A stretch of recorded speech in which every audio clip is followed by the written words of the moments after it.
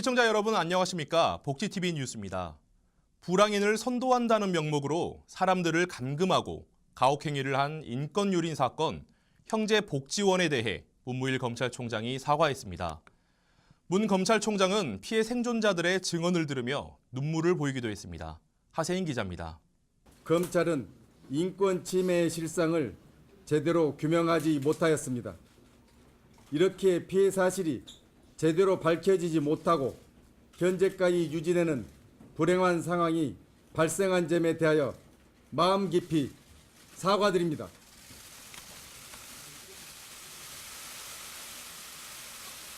문무일 검찰총장이 지난 27일 형제복지원 피해 생존자들을 만나 직접 사과를 전했습니다.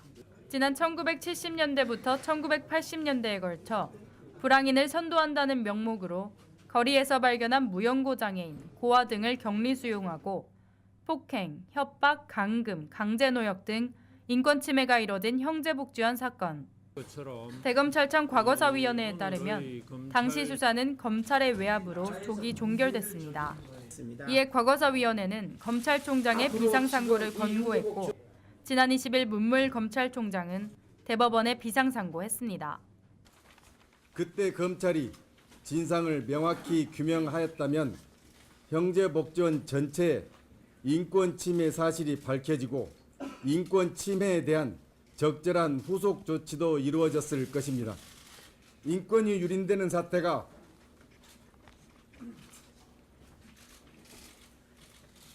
다시는 발생하지 않도록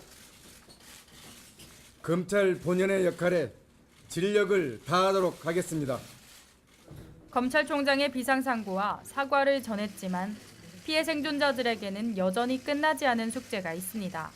형제복지원 피해 생존자 모임은 지난해 11월 7일부터 형제복지원 진상규명과 특별법 제정을 위해 노숙 농성 중이지만 국회는 여전히 묵묵부답입니다. 저희도 사람이고 같이 행동할 수 있는 사회 구성원인데 왜 우리를 이렇게 무참하게 가두고 억압했었는지, 그리고 513명이 넘는 사람들이 죽어나가야 했었는지, 이 사회가 바로잡히고 앞으로 우리 같은 피해자들이 안 만들어지기 위해서라도 이 이야기는 듣고 바로잡아 주셔야 되겠다라고 저는 생각하고 있습니다. 비상상고로 29년 만에 진상규명에 나서는 형제복지원 피해 사건.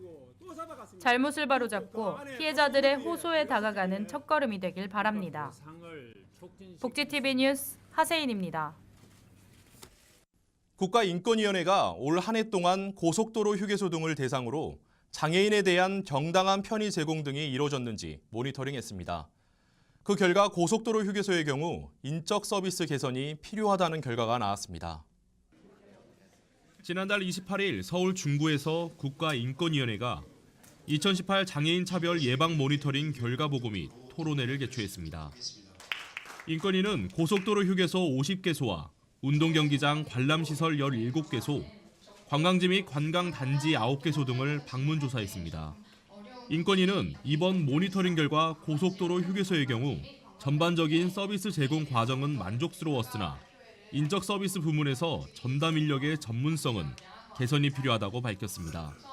운동경기장 관람시설 조사의 경우 물리적 접근성에 대한 개선 필요, 강원 지역 관광지와 관광단지의 경우 시설 부분에 있어 장애 유형에 맞는 설치가 미비하다고 말했습니다. 인권위는 모니터링 결과를 해당 기관에 전달, 개선 계획 수립을 요구했고, 이에 한국도로공사는 인권위의 요구안을 적극적으로 개선했다고 전했습니다. 한편 인권위는 이번 조사가 편의시설 중심과 다양한 장애 유형을 포함하지 못했다는 점에서 아쉬움을 토로했습니다. 장애인 차별 예방 모니터링은 우리 위원회가 진정사건의 조사 위에도 장애인의 실효적 권리 보장을 위하여 2009년부터 시작한 사업으로 올해 정확히 10년째가 되는 해입니다. 그래서 내년에는 장애인 관련 정책과 제도들을 모니터링하여서 장애인들의 삶에 실질적으로 영향을 줄 수 있고 개선될 수 있도록 저희가 정책과 제도를 변화시키는 데 중점을 두려고 생각하고 있습니다. 복지TV 뉴스 조건혁입니다. 누구나 자유롭게 참여 가능한 제4차 장애인 아고라가 제 욕구를 맞춤 주문하겠습니다라는 주제로 열렸습니다. 한국장애인단체 총연맹과 한국장애인단체 총연합회는 지난달 30일 서울 여의도 이룸센터에서 제4차 장애인 아고라를 열었습니다. 이번 아고라는 제 욕구를 맞춤 주문하겠습니다를 주제로 진행됐으며 장애인 당사자가 실생활에서 겪는 문제 상황과 욕구를 파악하기 위해 마련됐습니다. 이날 아고라에서는 취업부터 사회 참여까지 다양한 분야에서의 맞춤형 서비스에 대한 이야기를 공유했고 장애인 당사자의 계획과 생각을 반영해 필요한 지원을 제공해야 한다고 말했습니다.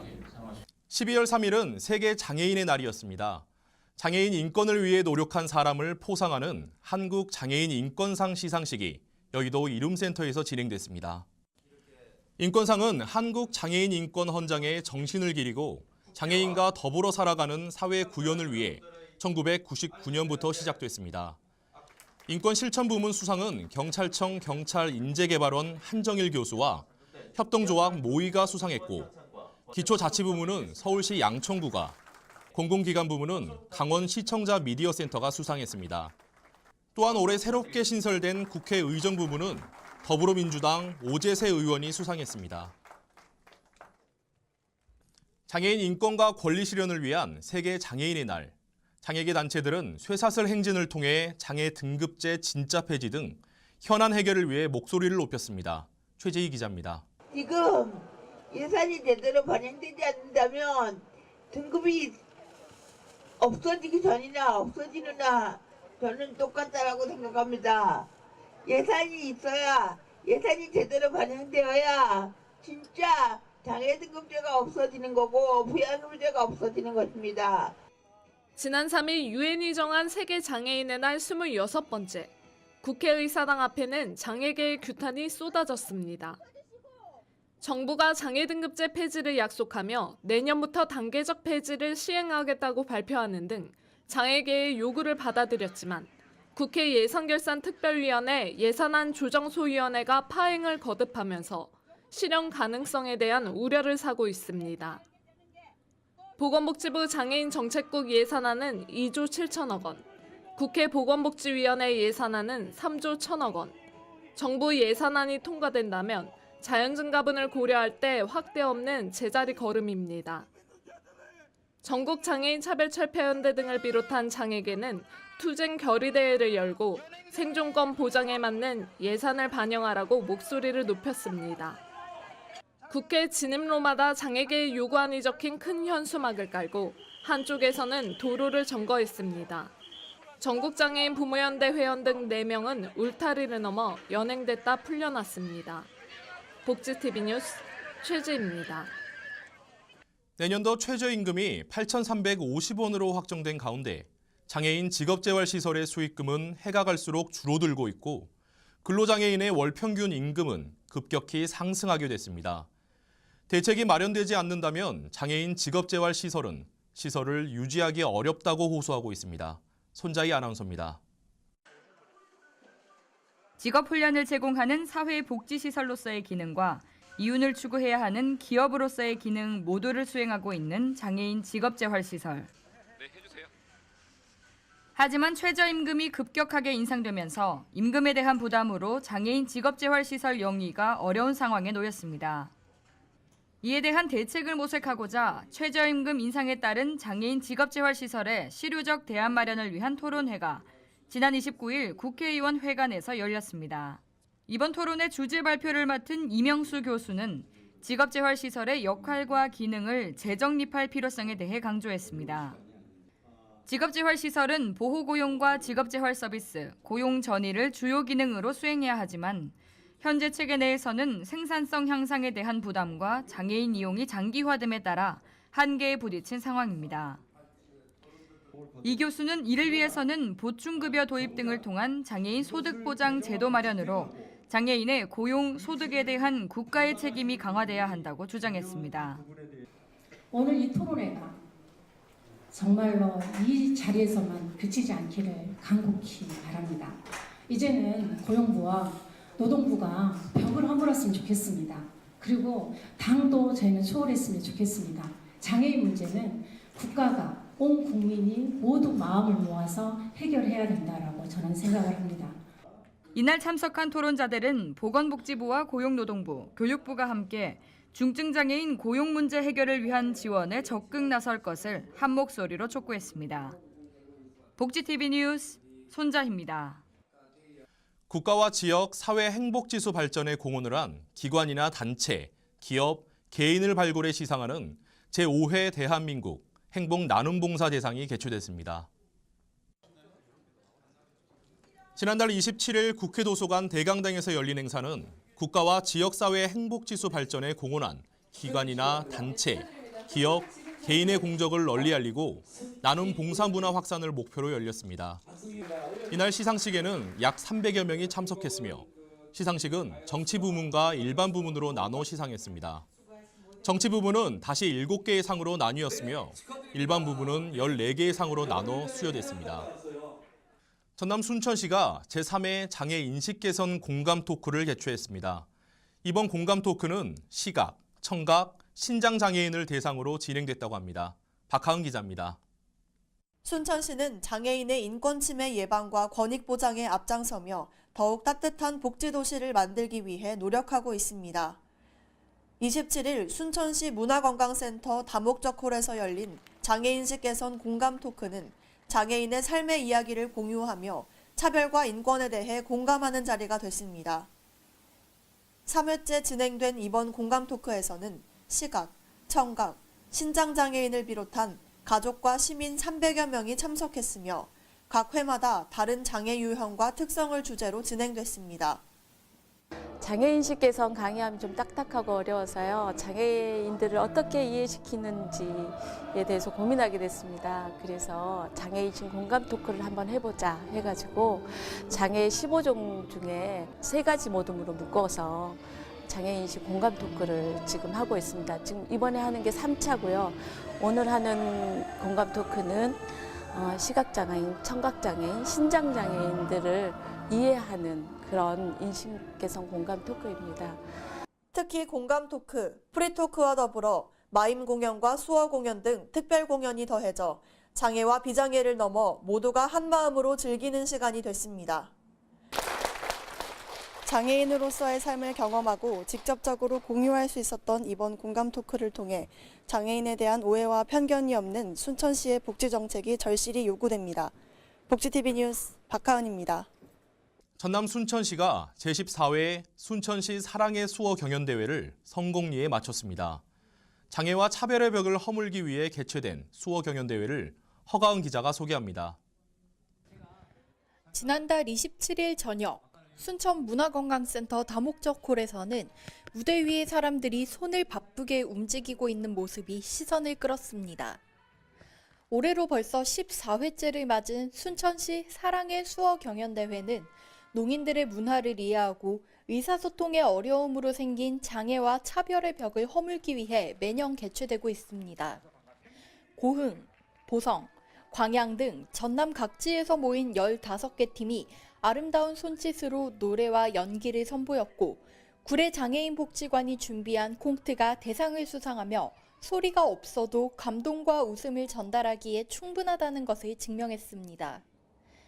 14회 수어 경연대회를 개최하게 된 목적은 농아인들에 대한 인식 개선을 목적으로 가지고 있고 또 하나는 수아에 대해 모르는 사람들에게 홍보와 그리고 보급 또한 수아 교육을 통해서 농아인들에 대해서 알리고자 시작하게 되었습니다. 모든 사회가 정말 수아를 배우고 또한 농아인들이 불편함을 느끼지 않는 사회로 만드는 것 이것이 앞으로의 계획입니다.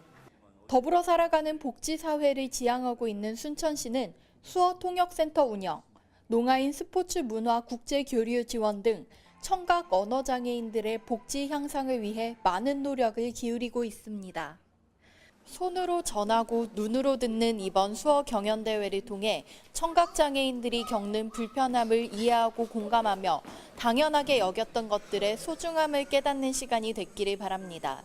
복지TV 뉴스 허가은입니다. 전남 광양시에 교통약자를 위한 이동지원센터가 개소했습니다.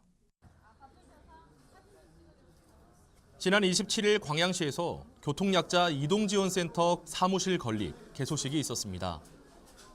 기존 교통약자 이동지원센터는 지체장애인협회 광양시 지회 사무실과 따로 떨어져 있고 좁은 공간이라 운영에 불편함이 컸습니다. 이에 광양시는 2억 원이 넘는 예산을 투입해 100제곱미터 규모의 교육실과 이동지원센터 사무실을 기존 지회 사무실 대지 내에 증축했으며 이번 사무실 개소가 장애인들의 복지 향상에 큰 도움이 될 것으로 기대하고 있습니다. 겨울철 건조해진 날씨에 항상 불조심하라는 말을 많이 하는데요. 충북 제천시 동문시장에서는 제천소방서와 합동소방훈련이 실시됐습니다. 11월 28일 충북 제천 동문시장에서는 상인자위소방대와 제천소방서 합동으로 가상화재 훈련을 진행했습니다.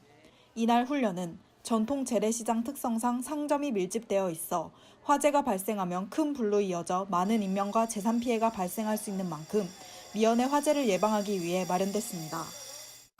우리가 언제 일어날지 모르는 화재를 예방하기 위해서 실전과 같은 훈련을 오늘 실시해서 앞으로 우리 분기별로 실시하려고 노력하고 있습니다.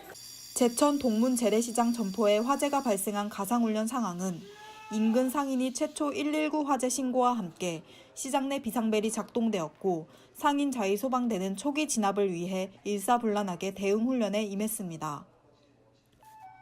신고를 받고 도착한 제천 소방대는 구급차로 신속하게 환자를 이송했고 동시에 소방대원의 화재 진압이 이루어져 가상으로 발생한 화재는 초기에 불길을 잡았습니다. 이런 훈련이 아주 자주 이행됐으면 좋겠고 화재가 일어났을 때 신속하게 대처하는 연습을 더 많이 했으면 좋겠습니다. 재래시장 내 겨울철 난방기 사용이 급증함에 따라 이번 훈련을 통해 전기누전, 소화전 및 소화기 충전 등 소방안전시설을 점검하는 계기가 되었고 상인들에게는 소방안전 교육을 통해 화재 예방에 대한 경각심을 일으켰습니다. 복지TV 뉴스 이재현입니다. 지난 3일은 유엔이 지정한 세계 장애인의 날이었습니다. 세계 장애인의 날은 장애인에 대한 이해와 장애인의 존엄성, 권리에 지지하며 사회 모든 영역에서 동등한 참여 보장을 목적으로 하고 있습니다. 사실 존엄성과 권리, 사회 참여 보장은 사람이라면 누구나 당연히 누리는 것들입니다. 장애인도 존엄성과 권리가 공기와 같이 언제나 당연히 보장되길 바랍니다. 복지TV 뉴스를 마칩니다. 시청해주신 여러분 고맙습니다. 우리 주변에서 일어나는 불공정한 사례부터 억울한 사연, 따뜻한 미담까지 장애인 신문과 웰페어 뉴스 홈페이지를 통해 보다 다양한 소식을 접할 수 있습니다. 시청자 여러분의 제보를 기다립니다. 웰페어 뉴스 홈페이지 또는 전자우편, 전화번호 02-2655-9519로 많은 제보 바랍니다.